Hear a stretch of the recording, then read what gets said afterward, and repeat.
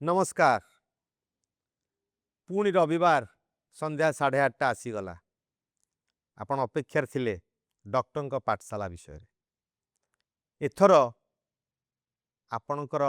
शरीरर को अंग एवं तार को रोग विषय रे आमे चर्चा करिबा। आजिर चर्चार विषय पुणी थरे कर्कट रोग विषय करिबा। शरीरर प्रत्येक अंग को कर्कट रोग आक्रांत करि पारे, किंतु जदि स्त्री मानकर स्तन कर्कट, समस्तंकर फुसफुस कर्कट एवं तापरे यदि अन्य कोनोसी कर्कट रोग आमको सबुठु बेसी अधिका कष्ट दौ थाए, सेटा होची कोलोरेक्टल कैंसर बा अंतनालीर शेष भागरे मलद्वार पूर्व अंश जो थे कि ए प्रकार कर्कट रोग होता है। प्रत्येक थर परी आईएमएस हॉस्पिटल रो आमर छात्र छात्री तथा किछि डाक्तर आज एठारे उपस्थित अछंती। से माने आपण मानक तरफरु करिवे प्रश्न एवं प्रश्नर उत्तर माध्यम रे आपण किपरि निजकु सुस्थ रखि परिबे, ए प्रकार कर्कट रोगरु दूर रही परिबे एवं गोटे सुस्थ भारत तैयारी करिबारे आपण माने सहयोग करि पारे, से प्रकार समस्त उत्तर सह आज आम सांगरे उपस्थित अछंती professor Sudan Shadangi IMS hospital. चर्चा करने पूर्वर निश्चय आमे प्रथमे सार को स्वागत करनवा।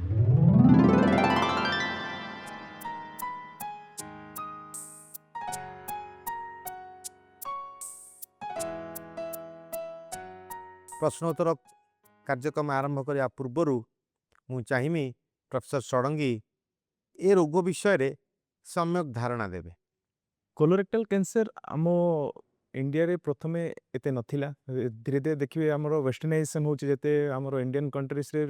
यंग पॉपुलेशन जो माने वेस्टर्नाइजेशन भाबरे तांकर डाइट लाइफस्टाइल एसु मॉडिफिकेशन जो होची, सेथि पे आमर colorectal cancer may be one of the reason आम इंडिया रे बढ़िया को लागिची। प्रीवियसली आमर हेड एंड नेक कैंसर एबे भी still now head neck cancer ही इंडिया रे बहुत अधिका, बट कोलोन कैंसर रो प्रिवेलेंस भी धीरे धीरे बढ़िया को लागिची बिकॉज ऑफ आमर dietary modification sedentary lifestyle. Diet रे मेनली आपनकर रेड मीट प्रोसेस्ड फूड आमे जो लिफी ग्रीन वेजिटेबल से जाक कमे दौचे। सेडेंटरी लाइफस्टाइल बहुत जन आजिकल देखिए मोबाइल फोन है गुड़ाए जन बसिक रोचे, फिजिकल एक्टिविटी कमी गलानी बहुत जनकर। तो ये सब फैक्टर्स जो आमर डाइजेशन सिस्टम जो प्रॉब्लम रोचे, जो थे कि कोलोरेक्टल कैंसर केमिकल्स एक्सपोजर्स रोचे प्रोसेस्ड फूड जो ये सब बहुत गुड़ाए कारण पर्यंत आम कोलोरेक्टल कैंसर प्रिवेलेंस बढ़ुचे। रोग तो निश्चय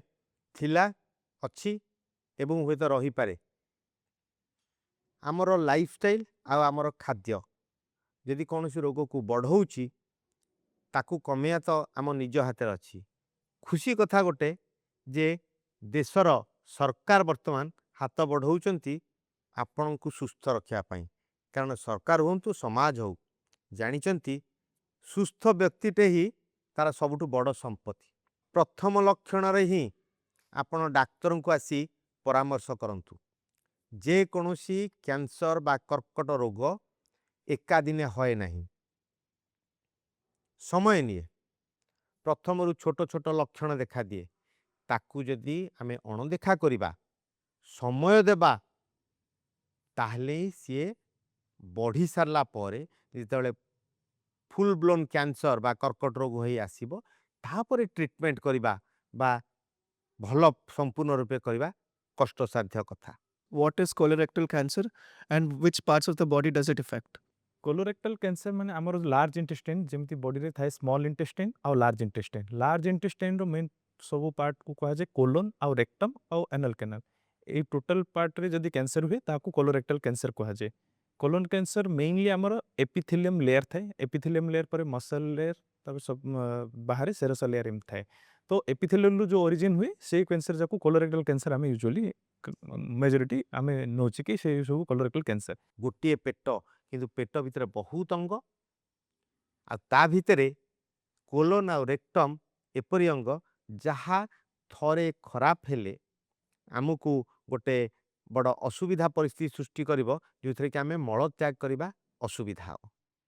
एवं मलत्याग करने समय केतेबेले रक्त पड़ी पारे केतेबेले पूज पड़ी पारे ए सब कथा निश्चय गोटे भल लक्षण बा गोटे सुस्थ मनीषर लक्षण भावे धरा जीवनी आपण निजे कष्ट पाइबे सेथिपाई सतर्क रुहंतु। परवर्ती प्रश्न।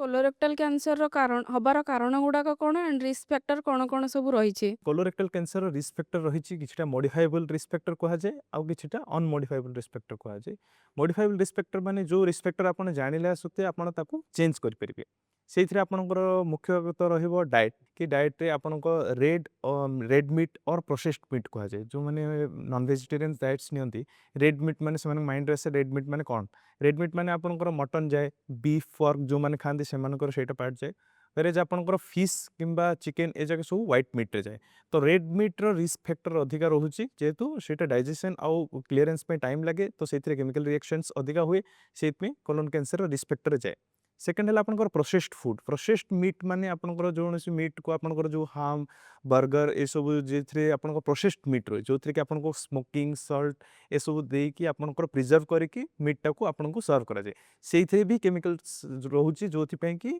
आमर कोलोरेक्टल कैंसर रिस्क फैक्टर रोचे से तो डाइट रे ए रेड एंड प्रोसेस्ड मीटा जो कि हाई रिस्क अच्छी। सेकेंड आसो आपनकर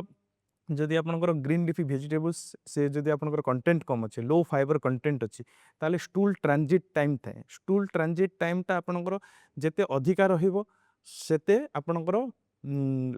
रिस्क फैक्टर रहिबो कोलोन कैंसर में जेते आपनकर रफेज रहिबो माने फाइबर डाइट्स रहिबो स्टूल टा आपनकर ट्रांजिट टाइम बल्क फॉर्मेशन जोगु कम समय रहे तो रिएक्शंस भी कम हुए इन्फ्लामेशन कम हुए से कोलोरेक्टल कैंसर रो चांसेसटा कमी जाए।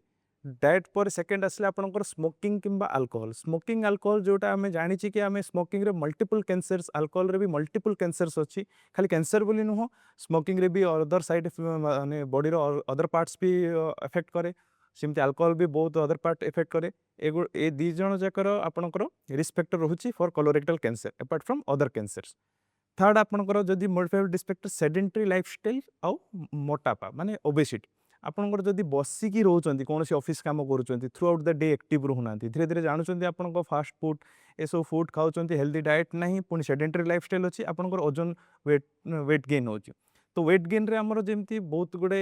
फैट्स जमा हुए से फैट्स रु आपनकर डिफरेंट प्रोसेस अच्छी जो थी कि आपनकर कोलोरेक्टल कैंसर हबार थे इंसुलिन रेजिस्टेंस हुए जो थी कि आपनकर बॉडी रो गोटे रिस्क फैक्टर थे कोलोरेक्टल कैंसर में तो ये सब हूँ आपनकर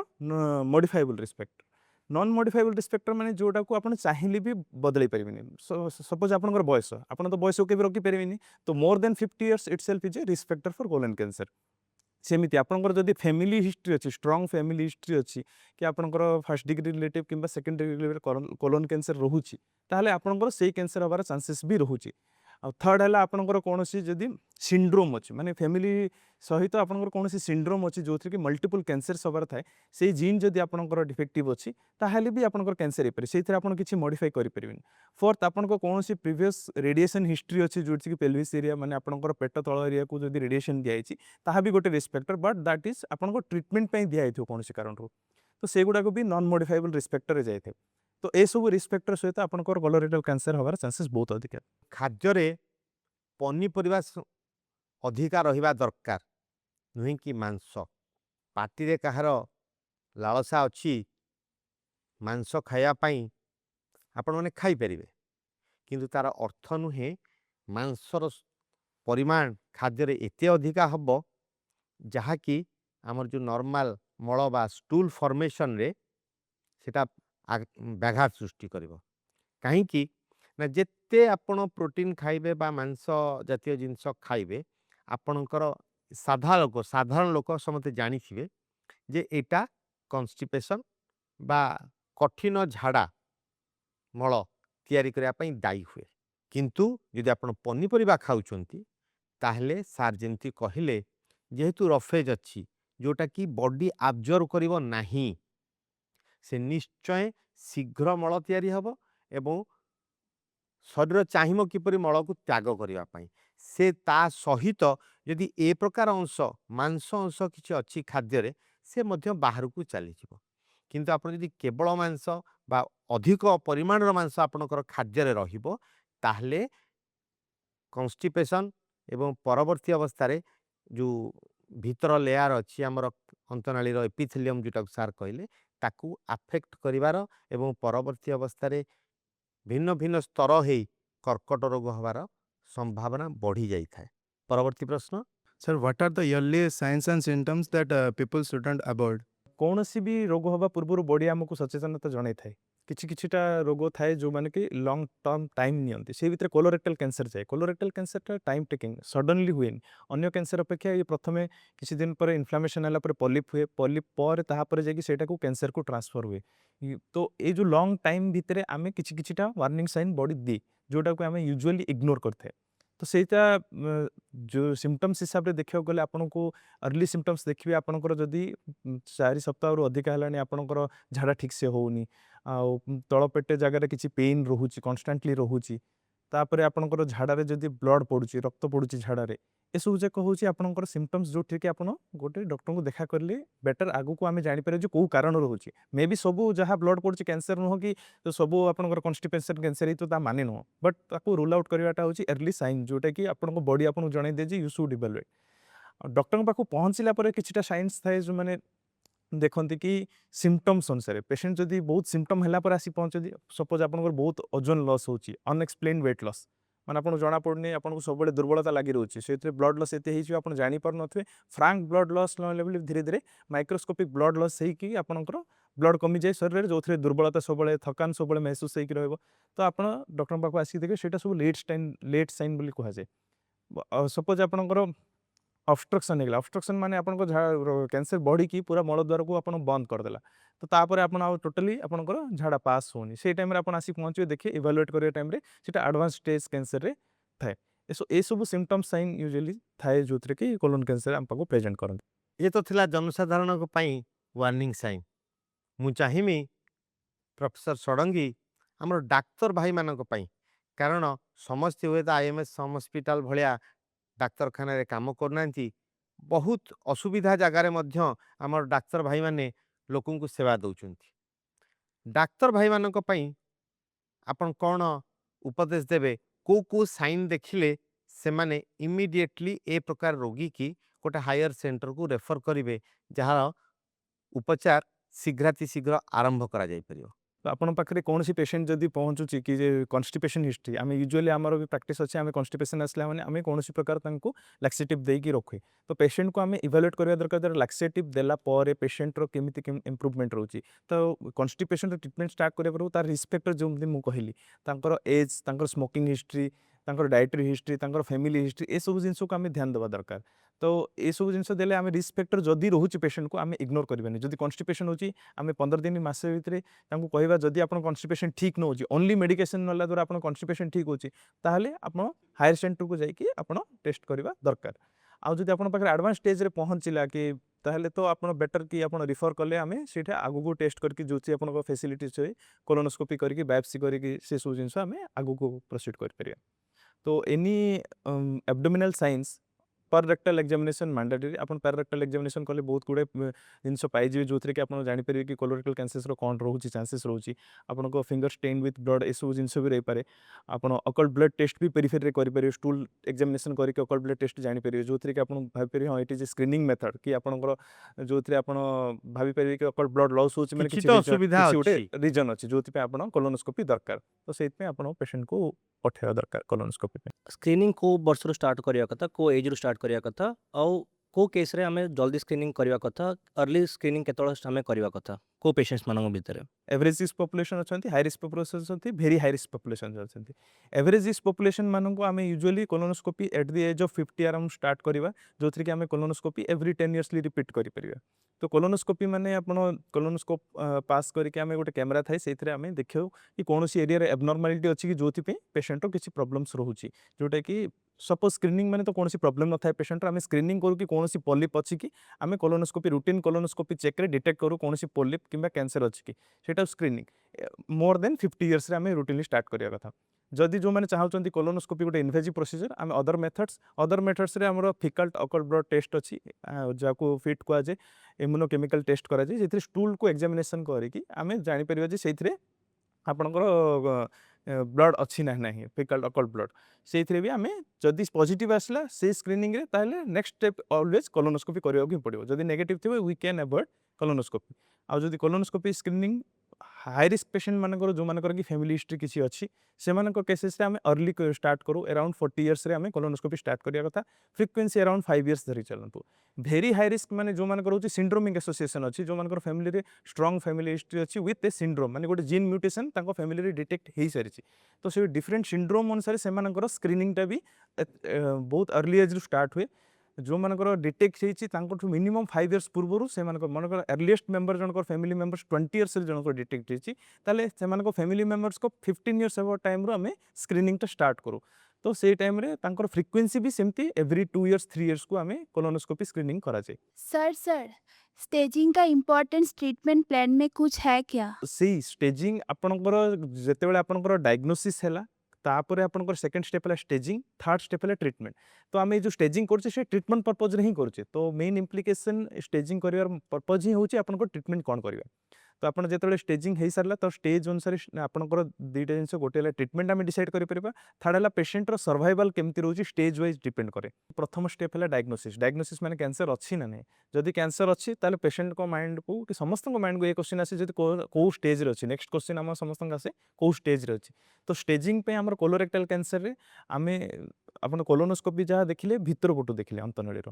बट स्टेजिंग माने कोलोन से जो अंतनळी कैंसरटा बाहर को केते स्प्रेड करछि बाहर को आमर लिम्फ नोड्स अच्छी अदर ऑर्गन्स अच्छी जो कि कैंसर स्प्रेड करें सेटा जानिया पे आमर यूजुअली सीटी स्कैन करा जाए सीटी स्कैन कौन एब्डोमेन पेल्विस आउ थोराक्स माने पेटर तल पेटर आउ छातीर ए सब जाक स्क्रीनिंग हिसाब से देखा जाए जे आउ को जगह स्प्रेड कर तो स्प्रेड देखिकी आम डिसाइड करेंगे जे ए स्टेजिंगटा कौन अच्छी जदि से खाली कोलोन रे अच्छी बाहर को बेसी किसी जाइनी ताहले यूजुअली आमर स्टेज 1 किंबा 2 रे रहे जदि सेटा लिम्फ नोड्स को स्प्रेड हो जाइए ताहले सेटा स्टेज 3 को जाए जदि बॉडीर अदर ऑर्गन को स्प्रेड होती ताहले सेटा स्टेज 4 हुए ये सब डिटेक्ट करने ही आमर सीटी स्कैन करा जाए अदर मेथड रेक्टम केसेस रे आम एमआरआई करा जाए आउ आपनकर whole body scanning PET scan भी इंडिकेशन रोचे किसी केसेस रे जो थे डाउटफुल रहे कि कैंसर स्प्रेड होती ना कौन प्रकार इन्फेक्शन ना आउ कौन किसी कारण से केसेस रे आम पेट स्कैन यूजुअली करा जाए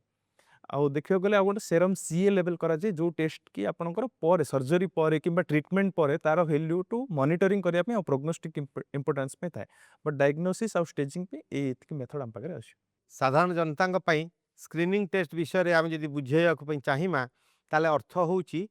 ए टेस्ट आउची सेई टेस्ट जो जेतेबेले जाए कैंसर हेई नाही कर्कट रोग रे आपण आक्रांत हेई नाहंती किंतु काले आपण आक्रांत हेबे ता पूर्वरु आमे सजाग रहिबा एवं मझिरे मझिरे जदि ए परीक्षा करेई नउथुवा ताहले जदि भी आमे आक्रांत हबा ताहले जेतेबेले स्टेज 1 थिबो बा स्टेज 1 पूर्व आम जोराक सीआईएन बिली कहूचे से अवस्था रे आमे डिटेक्ट करी तार जे ट्रीटमेंट करिबा हुए तो कर्कट रोग रे आक्रांत हवा पई आमे पड़िबो नहीं बा जदि पड़िबो बहुत लेट रे आमे से प्रकार रोग को आक्रांत हवा तेणु स्क्रीनिंग टेस्ट जो कहले एवरेज रिस्क ग्रुप गोटे अच्छी हाई रिस्क अच्छी आ वेरी हाई रिस्क अच्छी ए प्रकार जो कैटेगरी कराई से परिवार माने जहाँ घरे ए प्रकार रोगी हो सारी बा ट्रीटमेंट होती अन्य समस्ते सतर्क रहा दरकार एवं स्क्रीनिंग करवा दरकार। परवर्ती प्रश्न I want to know how colorectal cancer can be diagnosed. तो कोलोरेक्टल कैंसर डायग्नोसिस में आम प्रथमे होची आमे कोलोनोस्कोपी यूजुअली करा जाए कोलोनोस्कोपी भी आमर आउ गोटे अच्छी भर्चुआल कोलोनोस्कोपी जो थी कि आम सिटी कोलोनोस्कोपी कहुए से आपंकर कोलोन नॉर्मल कोलोनोस्कोपी कौन प्रथम बुझा जाऊ नॉर्मल कोलोनोस्कोपी आम जमी कोलोनोस्कोपटा थाए से आपंकर कैमेरा पसई कि आमर पूरा सरू नलीटे थाए बहुत सरू बेसी नली थाए। कष्टदायक तो नुहे सेटा कष्टदायक किसी पेशेंट जो छोट छुआ कि बहुत एक्सट्रीम एज रे आम एनेस्थेसिया देकी कोलोनोस्कोपीटा करा जाए तेणु बिना कष्टरे बिना- कॉलोनोस्कोपी करा जाई पारे पारे। ता पई जनसाधारण डरिवार कथा नुहे कारण एटा जहा करा जाउची आपनको सुविधा पई होउची बहुत लोक ब्लड टिके मध्य टेस्ट पई देला बेले कष्ट पांती एटा ताठू कम कष्ट ଯେତେବେଳେ ଆପଣ ମେଣ୍ଟାଲି ପ୍ରସ୍ତୁତ ଥିବେ ମାନସିକ ସ୍ତରରେ ପ୍ରସ୍ତୁତ ଯେ ମୁଁ ଏଇ ପ୍ରକାର ଟେଷ୍ଟ ମୋ ନିଜ ଶରୀରର ସୁସ୍ଥତା ପାଇଁ କରୁଛି ତାହେଲେ ଏଇଟା ସହଜରେ କରାଯାଇପାରେ ଯେମିତି ସାର୍ କହିଲେ ଯେ ଦରକାର ହେବ ଆମେ ଆନାସ୍ଥେସିଆ ମଧ୍ୟ ଦେଇକିରି ଏ ଟେଷ୍ଟ କରାଉ ତେଣୁ ଡରିବାର କୌଣସି କଥା ନାହିଁ ଯେଉଁମାନଙ୍କର ନ ହେଇଛି ସେମାନେ ବେଶୀ ଭୟ କରିଥାନ୍ତି ଯେଉଁମାନଙ୍କର ହେଇଛି ସେମାନେ ଜାଣିଛନ୍ତି ଏଇଟା ସହଜର ଉପାୟ तो से कोलोनोस्कोपी रे आमे पूरा टोटल कोलोन आ रेक्टम ए जाको एग्जामिन करा जाए सेथिरे कोनोसी प्रकार जदी थाए पॉलिप किंबा कैंसर किसी डिटेक्ट होची किसी घा हेची कि मांस पड़ची तो से जगह छोटिया मांसटे से टाइम रे ही निया जाए तो एथिरे किसी एक्स्ट्रा हमको किसी ऑपरेशन किसी दरकार पड़ेनी से टाइम रे लोकल एनेस्थेसिया रे ही प्रोसीजर टा हे जे सेथरो मांस नै कि हम परीक्षा कला पर माइक्रोस्कोप रे हम पैथोलॉजिस्ट को पठाओ से माने देखिबे जे सेथिरे आपनकर कैंसर रो किसी लक्षण अच्छी ना नहीं जदि से आपंकर डिटेक्शन हुए तो यहाँ ही तार डायग्नोसिस मेथड जोटा कि डायग्नोसिस कहुए कोलोनोस्कोपी एंड बायोप्सी सहित किसी जन कहते कि आम कोलोनोस्कोपी एभोड करने सीटी कोलोनोस्कोपी करती जो थे कि आम एक्चुअली सीटी colonoscopy it is like a more less screening method से आपंकर टिश्यू नहीं पारे बायोप्सी टिश्यू नापी आपको ऑब्वियसली कोलोनोस्कोपी करके ही बायोप्सी नाक पड़े यहाँ ही तार डायग्नोसिस मेथड तेणु डायग्नोसिस करने जो जो प्रकार मेथड अच्छी जनइले गोटे हूँ भर्चुआल मेथड जो केवल सीटी स्कान हम आरटा सुविधा कौन ना जदि देखा आ दरकार हम बायोप्सी गोटे सिटिंग रे नहीं पारिबा शुणुले कोलोरेक्टाल कैंसर आ तार लक्षण कौन को स्क्रीनिंग टेस्ट हम जदि धरा पड़ला ए प्रकार एक रोग आपण को आक्रांत करची तापाई कौन कौन परीक्षा निरीक्षा किंतु सबुठु बड़ कथा होची आमे ताकू किपरि रोग को दूरे रखिया से विषय आज सार चर्चा कले आज तो समय हो जाइए आपण माने भाबुथिबे अध घंटा का भितरे केते बेले कटिगला आम ए रोग विषय खाली शुणिलु तार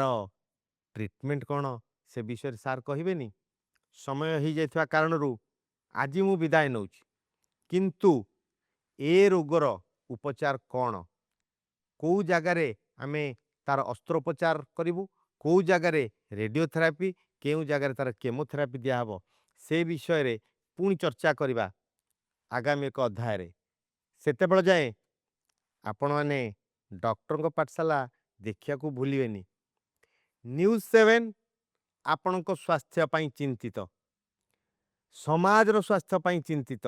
एवं आईएमएस हॉस्पिटल छात्र छात्री हुंतु बा डाक्तर हुंतु समस्ते लागी पड़िचंती अंटा भिड़िचंती आपण को सुस्थ रखिया पाई आपण माने हाथ बढ़ांतु डाक्तर हाथ बढ़ाया पाई प्रस्तुत अछंती आपण सुस्थ रहिले आमे सबुठु खुशी हबु आपण सुस्थ रहिले भारत सुस्थ हब भारत समृद्ध हब वंदे भारत माता।